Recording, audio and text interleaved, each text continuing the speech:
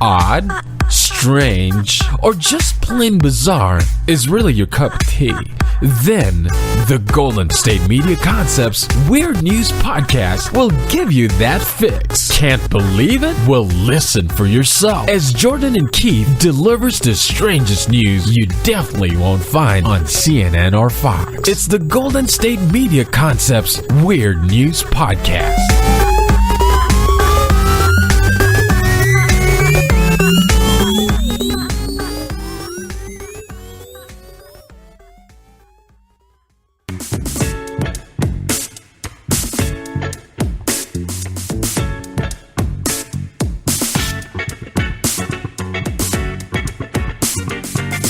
Hey everybody, welcome back to another episode of the Golden State Media Concepts Weird News Podcast. As always, I'm your host, Jordan Giles, and we've got a fun show in store for you guys, okay? I think I say that every time, and sometimes it doesn't deliver. I'm pretty sure, though, this time this is going to be the hit. This is going to be on the greatest hits. It'll be, now that's what I call podcast 34. This will be on that, track number 1. So let's hope I'm not lying, and let's bring you guys some weird news. In case you're right now in a bed and just trying to go to sleep, I'll talk like this for the duration of this sentence, drifting off slowly, ready to pass out, thinking about sheep, thinking about taxes, thinking about what's for breakfast in the morning. Now, for the people here that are just on their way to work or something like that, I'm going to have a show packed, chocked, full of... We're going to first open up with a little bit of sports. So this is going to be the Sports Hour. Sports time.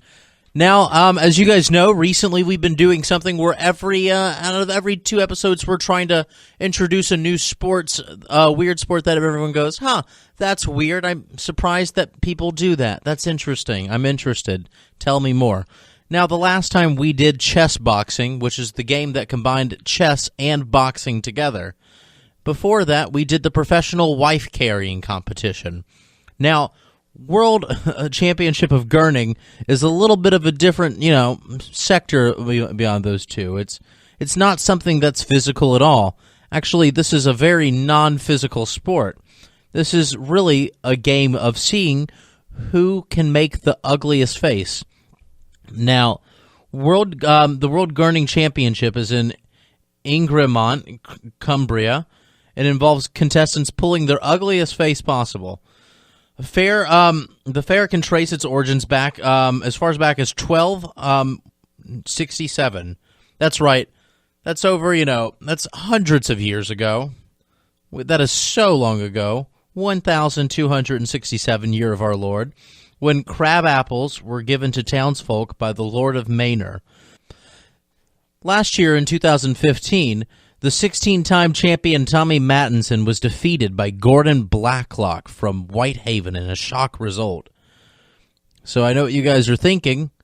How can I get into this sport, or at least that uncle that I'm not a big fan of?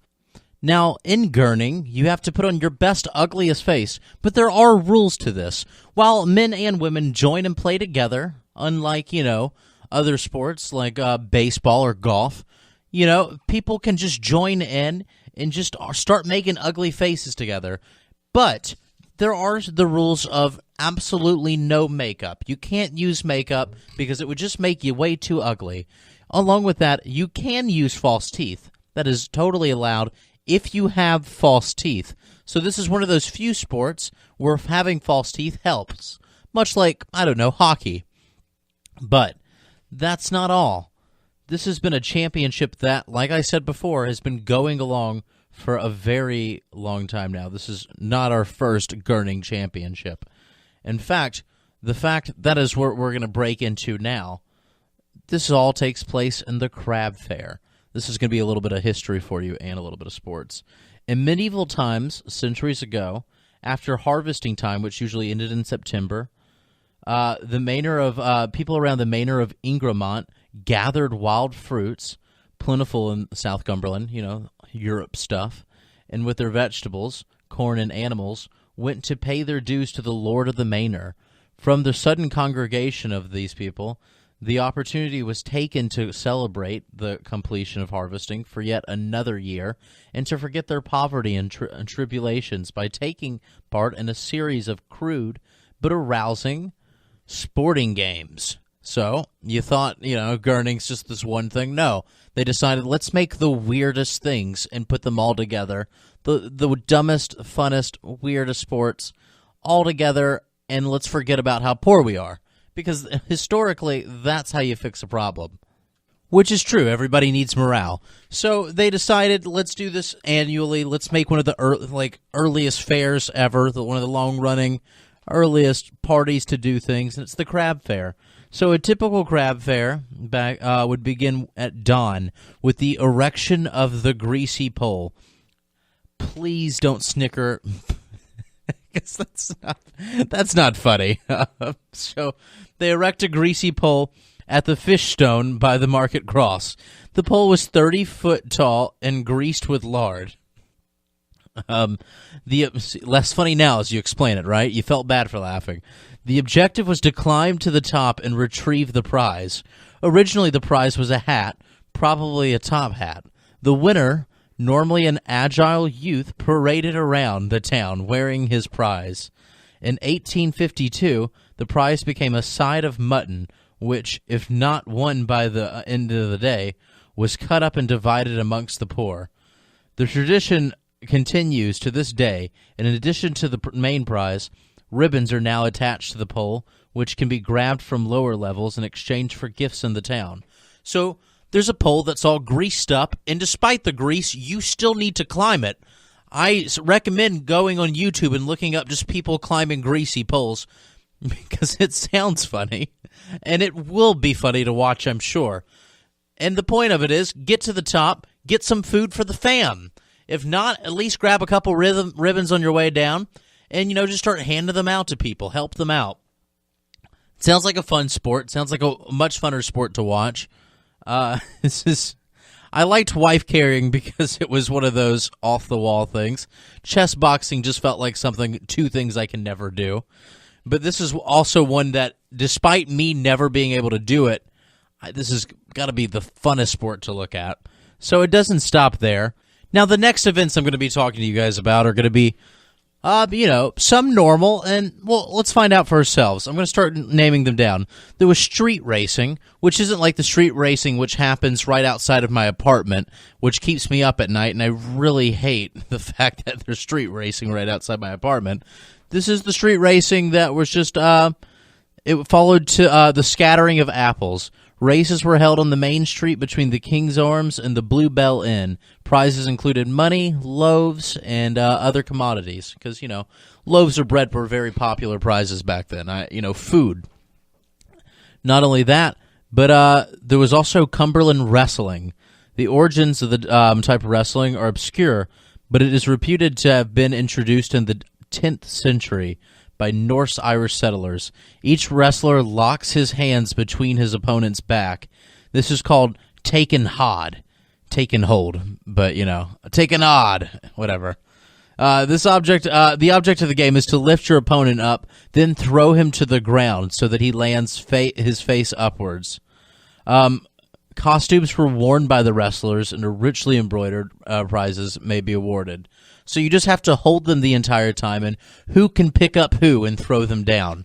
These are one of those things that I once again, can't really imagine winning at, but really would love to watch. We also have the great sport of pipe smoking, where each competitor is given a clay pipe filled with black twist tobacco, and in a lighted candle or taper. The person who smokes his tobacco in the quickest time is the winner. So that's a fun game. You just gotta, who can smoke quicker? I feel like I've seen a lot of those videos on Facebook already. There was also the game of hat racing, where men would run after a hat. Because back then we don't have a lot of things to really choose from. So there's a lot of racing. There's also bicycle racing, and there's also the cutty, and that's when a horse race. So there was other games that they played there, such as leaping over horses or ponies, or who can jump over a pony the highest, and just things along those lines. Pony jumping, pony racing, Bicycle racing, bicycle jumping, not a thing, but why not? And, who can smoke faster? There's even the game of who can eat a lot of tea cakes first and then whistle a tune. So it's just things that you hear like a great-great-grandmother from the old country say, oh, yeah, we do horse hoofing and we do powder poofing and, just things along those lines that don't seem like they make sense. But in, the era before a football or, a TV, I can totally see how horse jumping and pipe smoking were huge sports. And then finally, we go back to gurning, which has been going on for hundreds and hundreds of years and even has world championships now.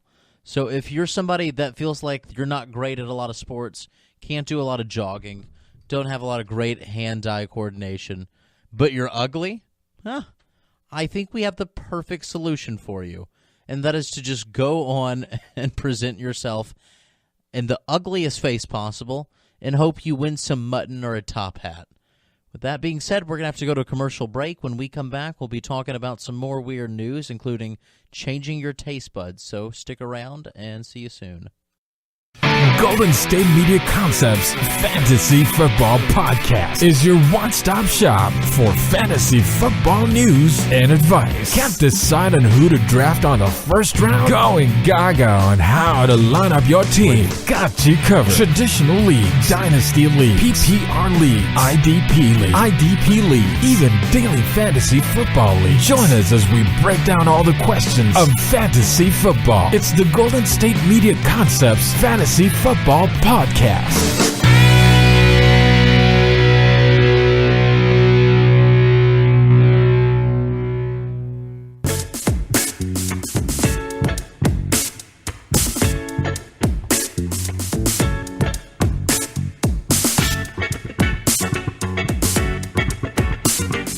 Hey everybody, welcome back.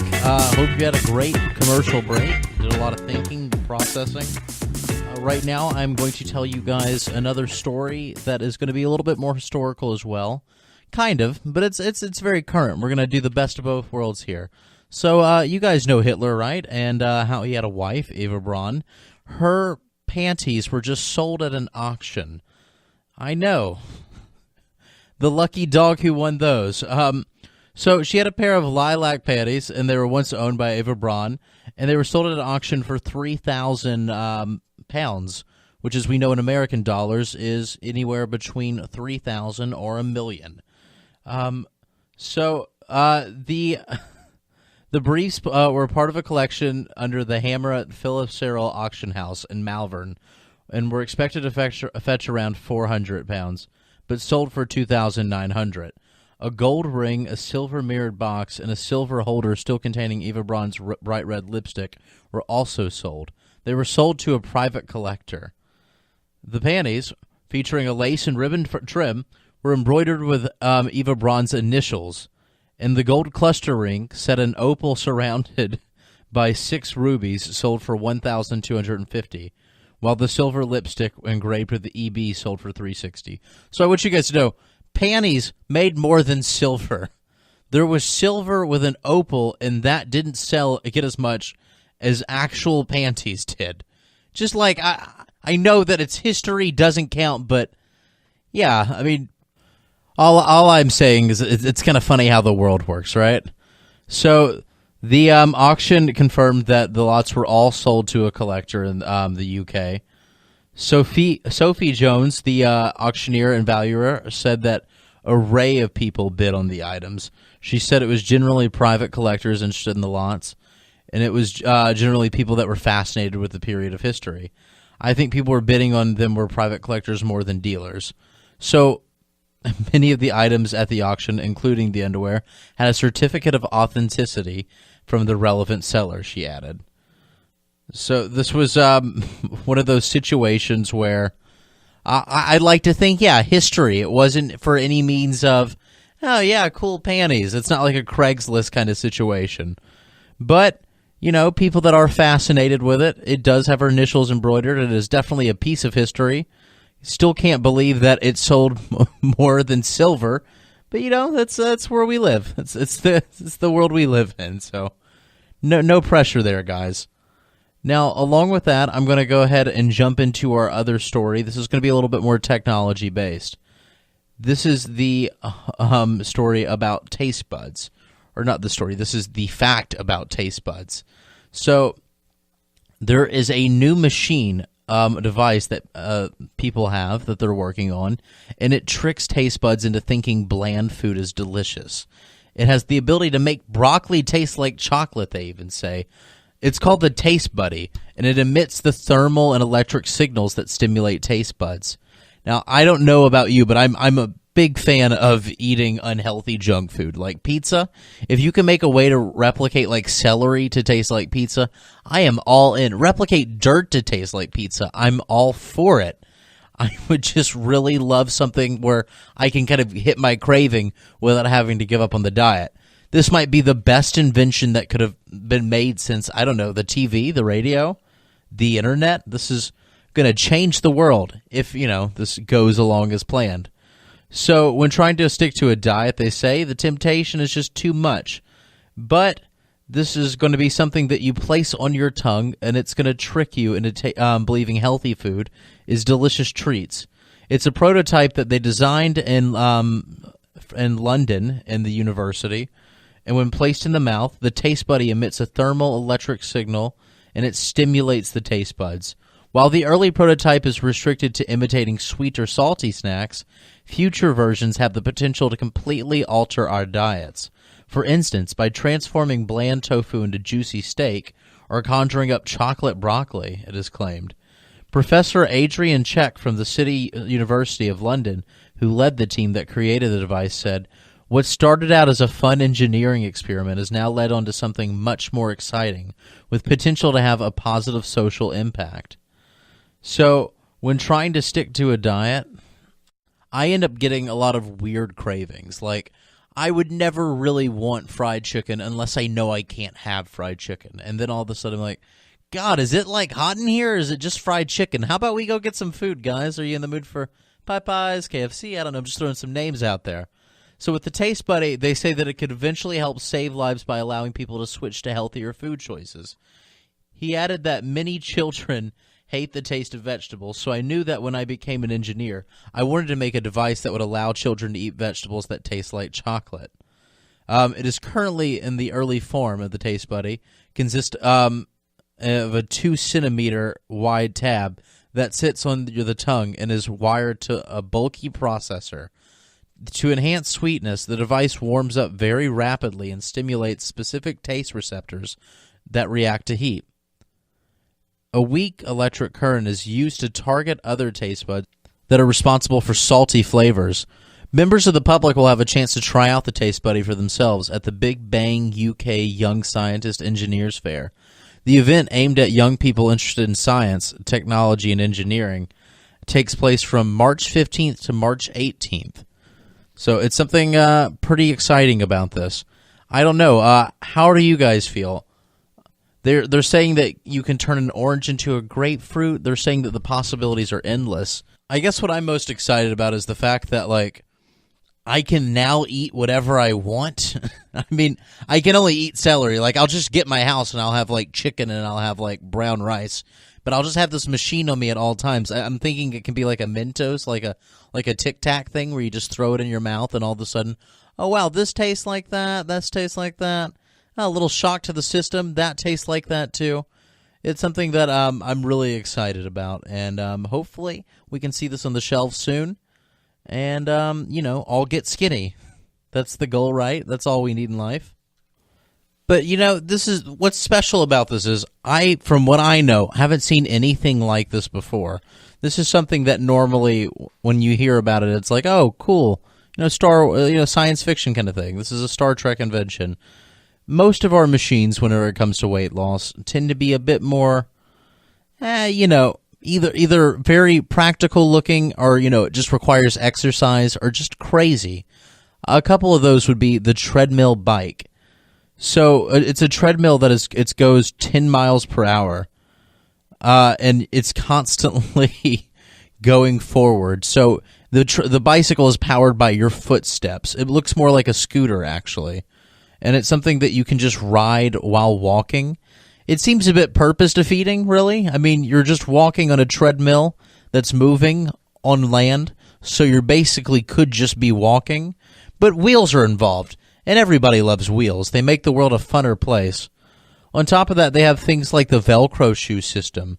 And the Velcro shoe system is where you have Velcro that's attached to the bottom of your feet and on the floor, and you just step up and down pacing, and pulling off the Velcro is sure to make you lose tons of weight, right?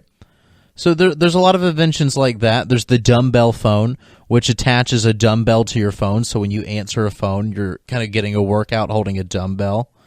And you're getting things like the Hawaii chair, which is every sane person knows is a chair with a motor under it, which just moves in circular motion, where you're just going to start burning calories and also looking like a sitting down hula hooped idiot, which is fun, which is great.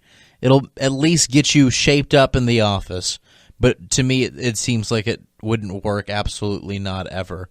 But if you guys are interested in the Hawaii chair, Google Hawaii chair infomercial, and you can just see people trying to look natural in gym clothes, looking very dumb, just swirling around. With that being said, though, we're going to have to go to a commercial break. When I get back, we're going to wrap up the show. Hope you guys are enjoying it. Stick around. Tired of searching the vast jungle of podcasts? Now listen close and hear this out.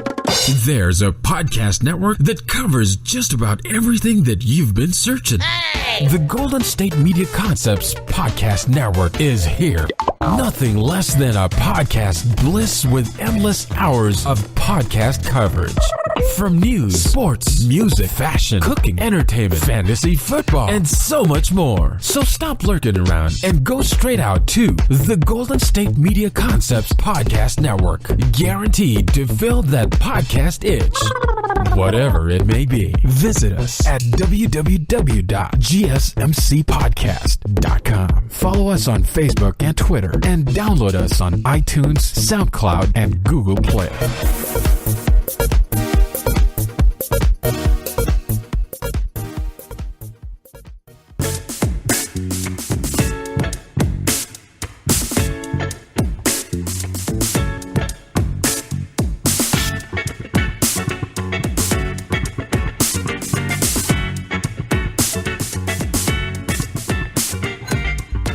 Hey everybody, welcome back. We're to the end of our show. We've got a little bit more time left to talk about some more weird stuff for your entertainment, enjoytainment. I'm Jordan Giles still, and here we are talking about Hunter Jobbins, who, when he returned to his car in his class at a Kansas State University a few weeks ago, his Kit Kat bar was missing, with an apology note from the candy thief that was left in its place. So this was, I'm sure people have kind of heard about this story at some point. The kid found a note in place where his Kit Kat bar should have been that said, "Saw Kit Kat in your cup holder. I love Kit Kats, so I checked your door and it was unlocked. Did not take anything other than the Kit Kat. I am sorry and hungry." So the kid, he wasn't upset after realizing the Kit Kat was the only thing missing from his car. And he kind of felt like, oh yeah, no big deal. This is a funny story. Everything's going to be okay. So, Kit Kat being the great people they are, they decided to help out. And they sent a representative to the campus with 6,500 Kit Kat bars. The Kit Kat bar shared the Kit Kat shared a photo on Twitter of the candy stuffed in Jobbins' car. So in the photo, you can see that there is absolutely no room for this kid, like anything other than Kit Kats and him in driving. He can drive. They're blocking some of the window of his vision. They're completely taken over the passenger seat. They've completely taken over the entire back seat. I mean, 6,500 Kit Kat bars. The guy said it's just crazy how it all happened. Added that students started calling him the Kit Kat guy. And if you have candy in your car, I would probably hide it, or there's a chance that the Kit Kat thief might take it from you, said him. So this is one of those cute, fun stories where, don't worry, he's okay, everybody's okay. The Kit Kat bars are just taking a comeback. And I really wish something like that would happen to me. This is one of those stories that I kind of get jealous of hearing because I'm somebody that I feel like anytime I get something like this that's wrong to me, it doesn't go much further than, oh man, I just lost my Kit Kat. That's cute, but what do I do with this, what a terrible situation. Like, if I order a pizza somewhere and all I get is dough and just uncooked dough and sauce, which has happened one time, I guess I don't use social media enough. I don't post it around because I feel I don't get my comeuppance. I don't get my just desserts for that kind of stuff. But yeah, well, maybe if this teaches us any lesson, we should probably just post everything that we do in our lives on the internet because eventually we might get a little bit of payback for it. And speaking of pay, we're going to jump right over to Alabama, the richest state in the South. According to Alabama, of course. So, Alabama State Senator Paul Sanford, he came up with a way to make up for the $300 million budget shortfall with a GoFundMe account. After about 6 days, the total has skyrocketed to $1,250.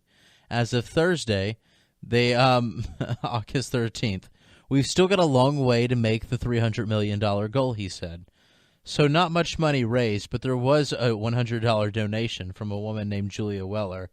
This is where she wants her money designated. Please give my donation 100% to the Alabama Appellate Courts, with priorities being a real document case management system, where litigants can pay online and have to access true e-filing.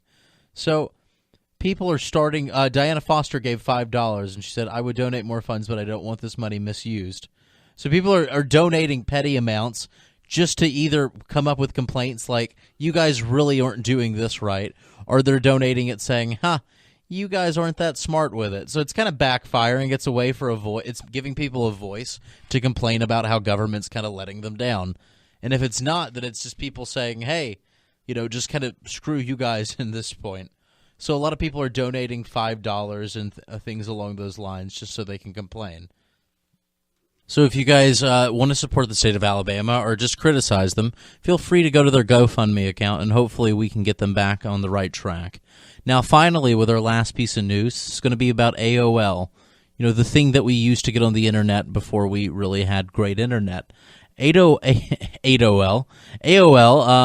has, not been around in the picture for a long time. Haven't seen them in the news for, what seems to be years. There was a California woman who stumbled upon a voice from the past, though, during a trip to Ohio, when she discovered her Uber driver was the man behind America's online famous "You've Got Mail" greeting. Brandy, did you guys like that? Was that believable? You've got mail. I think I'm not too bad at it. So, Brandy Barker was in the Cleveland area over the weekend for the presidential campaign when she got into an Uber driven by Elwood Edwards. After Edwards told her about his claim to fame, she took a video of him saying the phrase and posted it on Twitter. Edwards told the Associated Press in 1999 that he recorded his AOL greetings in 1989. He was also the voice of AOL's "Welcome" and "Goodbye" and "Files Done" messages. "You've Got Mail" became a pop culture catchphrase in the late 1990s and served as the title of the 1998 Tom Hanks film. So, for anybody out there that is lucky enough to have an Uber driver that used to be basically a legend, right? I mean, this guy is top-of-the-line celebrity. Cheers, hats off to you. As for me, though, the only Uber drivers I have have incredibly sad stories. Even friends that I know that do Uber driving, so... on that note, though, we are going to have to end the show. I hope you guys had a great time with it. If you liked us, you can check us out on iTunes, Google Play, Stitcher, SoundCloud. You can like us on Facebook, follow us on Twitter, and you can go visit us at our website, GSMCpodcast.com. So, without further ado, I will let you guys go and see you next time. Stick around, stay tuned, and stay saucy, folks. You've been listening to the Golden State Media Concepts Weird News Podcast. Podcast, part of the Golden State Media Concepts Podcast Network. You can find this show and others like it at www.gsmcpodcast.com. Download our podcast on iTunes, Stitcher, SoundCloud, and Google Play. Just type in GSMC to find all the shows from the Golden State Media Concepts Podcast Network. From movies to music, from sports to entertainment, and even weird news. You can also follow us on Twitter and on Facebook. Thank you, and we hope you have enjoyed today's program.